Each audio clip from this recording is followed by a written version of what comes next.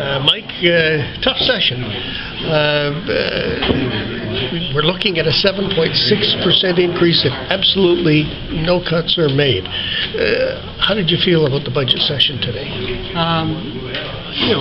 We're fairly comfortable with it from the perspective that staff and council learned about all these projects and the costs, and we're starting to set some priorities. You can see some projects that are getting consensus around the table, so those are the ones I suspect that will survive. But I'm confident you've got to take about a 7.5%, which is equivalent to 7.5% out to get back to what we were trying to commit of 1.2 million to capital, and we'll get there.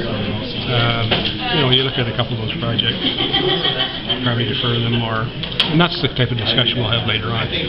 But I think we really need that information about operating also, because there's going to be some other strains from operating from the police, from snow removal, winter removal, that added extra costs, so we've got to bring those all into it. And then we'll start putting our hands up and down, picking which projects will stay and which won't. It's the same every year. How far down, or how much of a reduction do we need in capital, do you think, from your experience, to make it realistic going into the operating? Well, I think about that $700,000. I think we were trying to get to the 1.2 million committed to capital over the long term and actually see that grow.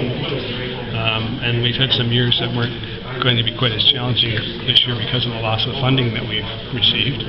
But I think we're going to have to get around, take about $750,000 out of there, which is equivalent to 7.5%. About 7.5. We raised about 110, so those are on 1%.